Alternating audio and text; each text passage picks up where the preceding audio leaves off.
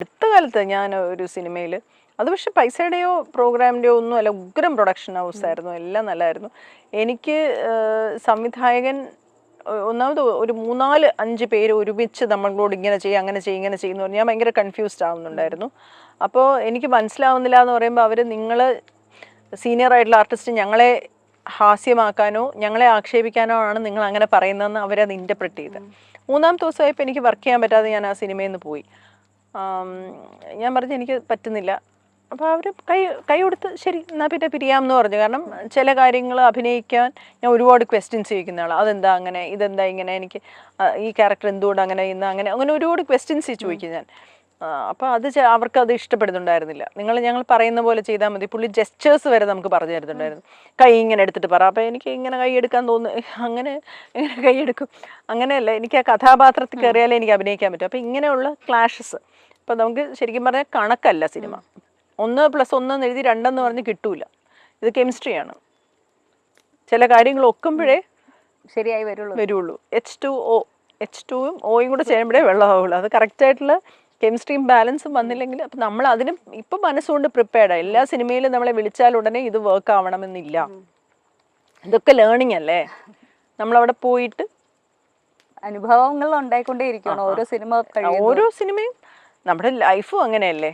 ഇപ്പം ഞാൻ വേറൊരു വിഷയത്തിലൊക്കെ ഇപ്പം എന്താ പറയുക, നമ്മൾ പൊതുവെ പെട്ടെന്ന് ഇറിറ്റേറ്റഡ് ആവുന്ന അല്ലെങ്കിൽ റിയാക്ട് ചെയ്ത് പോകുന്ന വിഷയമൊക്കെ ചേച്ചി വളരെ സില്ലി ആയിട്ടുള്ള വിഷയമായിട്ട് ഡീൽ ചെയ്തിട്ടുണ്ടെന്ന്. ഇപ്പം കോ ആക്ടറിന്റെ ഭാഗത്തു നിന്നുണ്ടായ ഒരു അൺവാണ്ടഡ് ടച്ച് ചേച്ചി ചിരിച്ചു കളഞ്ഞു എന്നൊക്കെ കേട്ടിട്ടുണ്ട്. ആ സമയത്ത് അതൊക്കെ കുറെ കഴിഞ്ഞിട്ട് ആദ്യത്തെ ടച്ച് ചെയ്യാൻ ശരിക്കും വരണ്ടുപോയി. ആദ്യത്തെ ഞാൻ എപ്പോഴും ഒരു 3-ാമത്തെ പടം സിബി സാറിന്റെ പടത്തിൽ ഒരു തമിഴ് ആക്ടർ ഉണ്ടായിരുന്നു. അയാൾ കുറച്ച് മോശമായിട്ട് ടച്ച് ചെയ്ത്, മലയാളം പടത്തിന് തന്നെ ഒരു തമിഴ് ആക്ടർ അയാൾ മോശമായിട്ട് ഒരു അൺവാണ്ടഡ്, അവിടെ എല്ലാവർക്കും അറിയാം, അത് സാറിനും അറിയാം. എല്ലാരും മുന്നേ വെച്ചിട്ടാണ് ഷോട്ടില് ടേക്കില് മോശമായിട്ട് പെരുമാറി. അന്ന് ഞാൻ ഭയങ്കര അപ്സെറ്റായി. ഞാൻ എന്നിട്ട് രാത്രി വിളിച്ചിട്ട് സജസ്റ്റ് പറഞ്ഞു ഞാൻ തിരിച്ചു വരാൻ പോവാണ്, ഞാൻ ഇനി അഭിനയിക്കുന്നില്ല. നിങ്ങൾ ആരെങ്കിലും പറഞ്ഞോ സിനിമ അഭിനയിക്കാൻ പോകാൻ? അല്ലല്ലോ. അത് തോറ്റിട്ടൊന്നും വരാൻ പറ്റത്തില്ല. പക്ഷെ ഇത്രയും പേര് കണ്ടിട്ട് അതിന് ആരും സപ്പോർട്ട് ചെയ്തില്ല. 2009 പിന്നല്ലേ ഈ നിയമവും കാര്യങ്ങളും ഒക്കെ വന്നത്. പക്ഷെ എന്നാലും ഒരു പെൺകുട്ടി അങ്ങനെ ഒരു പെൺകുട്ടിയില്ല എന്ന് കാണുമ്പോൾ അതിനകത്തുള്ള ഒരു മനുഷ്യൻ പോലും ഒരു കാര്യം പോലും. പിറ്റേ ദിവസം എന്നോട് ആലോചിച്ചാൽ ചേച്ചി ഇന്നലെ ഉരുട്ടി പുരട്ടി ഇത് കേട്ടല്ലോ എടുത്തത്, അങ്ങനെയൊക്കെ കോമഡികളാ പറഞ്ഞത്. അതൊക്കെ 2012 നിർഭയ എന്ന് പറയുന്ന ഒരു പെൺകുട്ടി മരിച്ച് ഇങ്ങനെ ഒരു നിയമമൊക്കെ വന്നതുകൊണ്ടാണ് നമ്മളിപ്പോൾ ഇവിടെ ഇരുന്നുകൊണ്ട് സ്ത്രീ ശരീരം എന്നൊക്കെ പറയുന്നത്. അതിനു മുമ്പ് അങ്ങനെ ഒരു കാര്യവും ഇല്ല. അങ്ങനെ ഒരു കാര്യവും ഇല്ലായിരുന്നു. അത് എൻ്റെ പേഴ്സണലി ഇപ്പം എന്നെ വേറെ ആരും അങ്ങനെ ചെയ്യത്തില്ല. കാരണം ഞാനൊരു ടെലിവിഷനിൽ അന്ന് തന്നെ അറിയപ്പെടുന്ന ഒരാളായിരുന്നു, വേറെ ഒരുപാട് തരത്തിൽ അറിയുന്ന. പക്ഷേ ഇയാൾക്ക് തന്നെ അറിയില്ല, ഇയാളൊരു വേറെ നാട്ടിൽ നിന്ന് വന്ന ഒരാളാണ്. അയാൾ ഓൺ സെറ്റാണ് മിസ്ബിഹേവ് ചെയ്തത്. അപ്പോഴത്തേക്ക് സാറ് പറഞ്ഞത് രാത്രി 12 മണിക്കെങ്ങാണ്ടാണ് ഷോട്ട് എടുത്തോണ്ടിരുന്നത്. മിസ്റ്റർ അദ്ദേഹത്തിൻ്റെ പേര് വിളിച്ചിട്ട് നമുക്ക് ഹാൻഡ് മൂവ്മെൻറ്റ്സ് ഒഴിവാക്കിയിട്ട് ഒന്നും കൂടെ എടുക്കാം. എന്നിട്ട് ഹാൻഡ് മൂവ്മെൻറ്റ്സ് ഒഴിവാക്കി ഞാൻ ഫുൾ തെറ്റിച്ച് ഡയലോഗ്. അപ്പോൾ സാറ് എന്നെ വഴക്ക്, നിങ്ങളെന്ത് ഡയലോഗ് തെറ്റിക്കുന്നതാണ്. ഞാൻ ഷോക്ക്ഡ്. ഞാൻ ആകാശത്ത് നക്ഷത്രമൊക്കെ കണ്ടുകൊണ്ടിരിക്കുക, ടക് ടക് ടക് ടക് ടക് എന്നൊക്കെ. അപ്പോൾ ഡയലോഗ് ചെറിയ പെൺകുട്ടികളാണ് സിറ്റുവേഷൻ. ചെറിയ പെൺകുട്ടിയൊന്നും അല്ലായിരുന്നു ഞാൻ.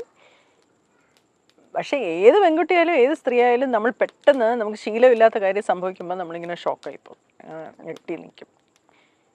അത് കഴിഞ്ഞ് റിയാക്ട് ചെയ്യുമായിരിക്കും, പക്ഷെ ആ സമയത്ത് നമ്മൾ ഭയങ്കരമായിട്ട് പേടിച്ചു. ഇപ്പൊ തോന്നുന്നുണ്ടോ അന്ന് റിയാക്ട് ചെയ്യണമായിരുന്നു, അയാളോട് എന്തെങ്കിലും പറയണമായിരുന്നു?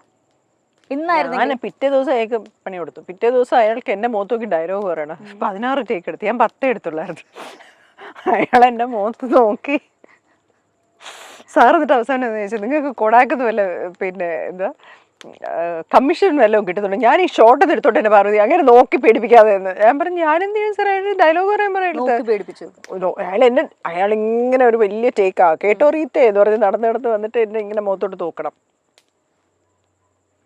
ഞാനൊന്നും ചെയ്തൊന്നുമില്ല. ഞാനയാള് ഞാൻ അയാളെ വെറുതെ സ്റ്റെയർ ചെയ്തല്ല, അയാൾക്ക് തിരിച്ച് സ്റ്റെയർ ചെയ്യാനില്ല. ഞാൻ അയാളെ തന്നെ എന്നാലും ഇടോ താരന്നെ ഞാൻ ഇങ്ങനെ നോക്കാം. അയാള് എന്നെ ഇങ്ങനെ നോക്കും, തെറ്റിക്കും. ഒന്നാമതേക്ക് ഭാഷ അത്ര അറിയില്ല. സാറെന്നെ കുറെ വഴക്കും, നിങ്ങളെന്ത് ഞാൻ ഈ സിനിമയൊന്നും. സാർ ഇതിനും എനിക്കാണോ വഴക്ക്? അയാളോട് പോയി പറയാം, ഡയലോഗ് പിടിച്ചിട്ട് പറയാൻ. ശരിക്കും ഇത് ഒരു എന്താ പറയാ, നമ്മുടെ നാട്ടില് എപ്പോഴും പറഞ്ഞതുപോലെ കുറ്റക്കാരല്ല, കുറ്റക്കാരെ ചുറ്റും നിൽക്കുന്ന ആൾക്കാരാണ് തെറ്റുകാരെന്നുള്ള രീതിയിലുള്ള ഒരു സംഭവം തന്നെയല്ലേ ഇപ്പൊ. ഞാൻ പറയുന്നത് സിനിമയിലൊന്നും അല്ലെന്ന്, ഇത് എല്ലാ കാലത്തും എല്ലായിടത്തും അന്നത്തെ ഒരു രീതിയാണ് ഇത്. ഒരു പെൺകുട്ടി റേപ്പ് ചെയ്യപ്പെട്ട് കഴിഞ്ഞാൽ ആ Rape പെൺകുട്ടിയുടെ വസ്ത്രധാരണത്തിന്റെ പ്രശ്നമാണ് എന്ന് പറയുന്ന സ്ഥലമാണ് നമ്മുടെ. അതെ അതെ ഇതൊക്കെ തന്നെയല്ലേ ഇതിന്റെയൊക്കെ ചെറിയൊരു വേർഷൻ തന്നെയല്ലേ ഇതൊക്കെ നമ്മൾ അല്ല നോക്കിയത്. ആണ്, ഞാൻ പറയുന്നില്ല നിയമം മാറിയപ്പോഴാണ് ഇത് മാറിയത്. നമുക്ക് എന്തുവാണ് ആദ്യം മാറ്റേണ്ടത്? രീതികൾ മാറില്ല. സതി ഉണ്ടായിരുന്നു, നിയമം വന്നപ്പോൾ സതി നിന്നു. നിയമം കൊണ്ടേ ചില കാര്യങ്ങൾ നേടാൻ പറ്റും. സിസ്റ്റം മാറ്റിയാലേ പറ്റൂ, അല്ലാതെ there is no other alternative. ഈ മേഖലയിലും തങ്ങളുടെ സ്വകാര്യ ജീവിതത്തിലും ഉണ്ടാകുന്ന പല പ്രശ്നങ്ങളെക്കുറിച്ചും തങ്ങൾ നേരിടേണ്ടി വന്നിട്ടുള്ള പല ബുദ്ധിമുട്ടുകളെക്കുറിച്ചും എല്ലാം പറഞ്ഞുകൊണ്ട് പല താരങ്ങളും മുന്നോട്ട് വരാറുണ്ട്. ഈയിടെയായി മിക്ക ഫീമെയിൽ താരങ്ങളും ആർട്ടിസ്റ്റുകളും തങ്ങൾക്ക് നേരെ വന്നിട്ടുള്ള പൊതുജനത്തിൽ നിന്ന് അല്ലെങ്കിൽ ഒരു വ്യക്തിയിൽ നിന്നോ നടന്റെ ഭാഗത്ത് നിന്നോ അല്ലെങ്കിൽ അങ്ങനെ ആരുടെ ഭാഗത്ത് നിന്നും വന്നിട്ടുള്ള മോശം അനുഭവങ്ങളെക്കുറിച്ച് തുറന്നു പറഞ്ഞുകൊണ്ട് രംഗത്ത് വന്നിട്ടുണ്ട്. കഴിഞ്ഞ കുറേ ദിവസങ്ങളായി നമ്മൾ ഉപ്പുമുളകിലെ നടിയുടെ പരാതിയെ പറ്റി കേൾക്കുന്നുണ്ട്. മാത്രമല്ല ചക്കപ്പഴം സീരിയലിൽ ഉണ്ടായിരുന്ന ശ്രുതി തനിക്ക് കുട്ടിക്കാലത്തുണ്ടായ ഒരു ട്രോമയെ പറ്റിയും ഡിപ്രഷനെ കുറിച്ചും ഒക്കെ പറഞ്ഞുകൊണ്ട് രംഗത്ത് വന്നിട്ടുണ്ട്. ഇന്നത്തെ കാലഘട്ടത്തിൽ എല്ലാവരും ഓപ്പണായി തുറന്ന് പറഞ്ഞുകൊണ്ട് വരികയാണ്. എന്നാൽ ഇതിനു മുന്നേ ഉള്ള ഒരു കാലഘട്ടത്തിൽ ഇതെല്ലാം സഹിച്ചുകൊണ്ട് ജീവിക്കേണ്ടി വന്നിരുന്ന ഒരു കൂട്ടം ജനങ്ങളുണ്ട്. അത് ആർട്ടിസ്റ്റ് ആണെങ്കിലും സാധാരണക്കാരാണെങ്കിലും അങ്ങനെ തന്നെയാണ്.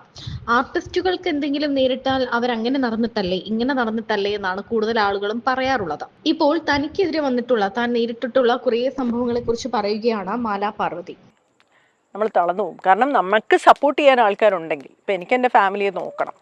ഞാൻ ഹസ്ബൻഡ് റിട്ടയർ ചെയ്തു, മോനൊന്നും ആയിട്ടില്ല. അപ്പോൾ ഞാനാണ് ഫാമിലി നോക്കേണ്ട ആൾ, ഞാനാണ് ഒരു ബ്രെഡ് വിന്നർ ഉള്ളത്. എനിക്കൊരു ജോലി ഉള്ളതുകൊണ്ടാണ്. മാസം കൃത്യമായിട്ട് വലിയ പൈസയൊന്നും അല്ല എന്ന് വെച്ചാൽ, ഞാൻ ഇപ്പോൾ ഫുൾ ടൈം അല്ല അവരോട് വർക്ക് ചെയ്യുന്നത്, ഫ്രീലാൻസ് ചെയ്ത. പക്ഷെ ഒരു നിശ്ചിത വരുമാനം എനിക്ക് വരും എന്നുള്ള ഉറപ്പുള്ളത് കൊണ്ടാണ് എനിക്ക് സിനിമയിൽ നിൽക്കാൻ പറ്റുന്നത്. സിനിമയിൽ നമുക്ക് പൈസ ഇപ്പോൾ 1 ലക്ഷം രൂപയ്ക്ക് നമ്മളെ ഒരു 4 ദിവസത്തെ വർക്കിന് നമ്മളെ 1 ലക്ഷം രൂപ തരാമെന്ന് പറഞ്ഞാൽ ആദ്യം ഒരു 10 ഇടും, പിന്നെ ഒരു 5 ഇടും, പിന്നെ ഒരു 20 ഇടും, പിന്നെ അതിന് ഡബ്ബിങ് തരാമെന്ന് പറയും, പിന്നെ ഒരു വർഷം കഴിയും ചിലപ്പം. അപ്പം നമുക്ക് കൃത്യമായി നമുക്കൊരു വരുമാനം സിനിമയിൽ നിന്ന് കിട്ടാൻ ഇനിയും സമയമെടുക്കും. ഞാനിപ്പോൾ 2009 തുടങ്ങിയല്ലേ, ഇപ്പോൾ 2024 അത്യാവശ്യം എസ്റ്റാബ്ലിഷ്ഡ് ആയിട്ടുള്ള ഒരു ആക്ടറാണ്, എല്ലാവർക്കും എന്നെ അറിയാം. പക്ഷേ ഇന്നും ഫിനാൻഷ്യലി ഞാൻ സിനിമയിൽ നിന്ന് സേഫ് അല്ല. എനിക്ക് മാസം 1-ാം തീയതി വാടക കൊടുക്കാനും അല്ലെങ്കിൽ എനിക്ക് കൂടെ ശമ്പളം ജോലി ചെയ്യുന്നവർക്കൊക്കെ ശമ്പളം കൊടുക്കാനും എൻ്റെ കയ്യിൽ പൈസ ഉണ്ടോ എന്ന് ചോദിച്ചാൽ അതിനെനിക്ക് വേറെ ജോലി ചെയ്യണം.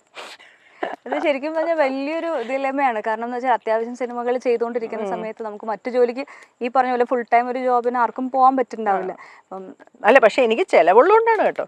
ഇപ്പോൾ കിട്ടുന്ന പൈസ മുഴുവൻ എനിക്ക് സേവ് ചെയ്യാൻ പറ്റത്തില്ല. എനിക്ക് ഒരുപാട് പേരെ സപ്പോർട്ട് ചെയ്യാനുണ്ട്, ഒരുപാട് കാര്യങ്ങളുണ്ട്, 2 വീട് നോക്കാനുണ്ട്, അങ്ങനെ പൈസ ചിലവുണ്ട്. എല്ലാം കൂടെ കിട്ടുന്നത് ഇങ്ങനെ തട്ടിമുട്ടി അവിടെ നിന്ന്. പിന്നെ ഒരുപാട് പൈസയൊന്നും നമുക്ക് ചോദിക്കാൻ പറ്റത്തില്ല സിനിമയിൽ.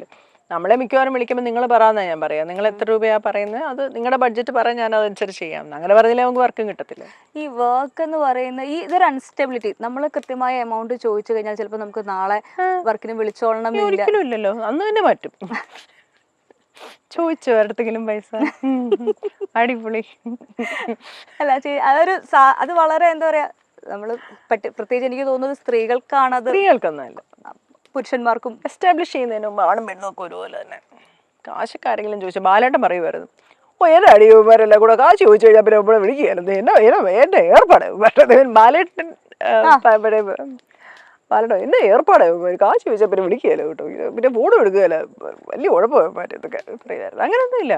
ശക്തമായ കഥാപാത്രങ്ങൾ, അത് സഹനടിയായിട്ടാണെങ്കിലും സൈഡ് റോളുകളാണെങ്കിലും അമ്മ റോളാണെങ്കിലും ഏറ്റവും നന്നായി വൃത്തിയായി ചെയ്തിട്ടുള്ള ഒരു നടി തന്നെയാണ് മാലാ പാർവതി. തന്റെ ഒരു സിഗ്നേച്ചർ സിനിമാ മേഖലയിൽ കൊണ്ടുവന്നിട്ടുണ്ട്. തന്റെ നിലപാടുകളിലൂടെയും തുറന്നു പറച്ചിലിലൂടെയും ഒരു നോട്ടത്തിലൂടെയും എല്ലാം തന്നെ മാലാ പാർവതി എന്നൊരു വ്യക്തിയെ നമുക്കറിയാം.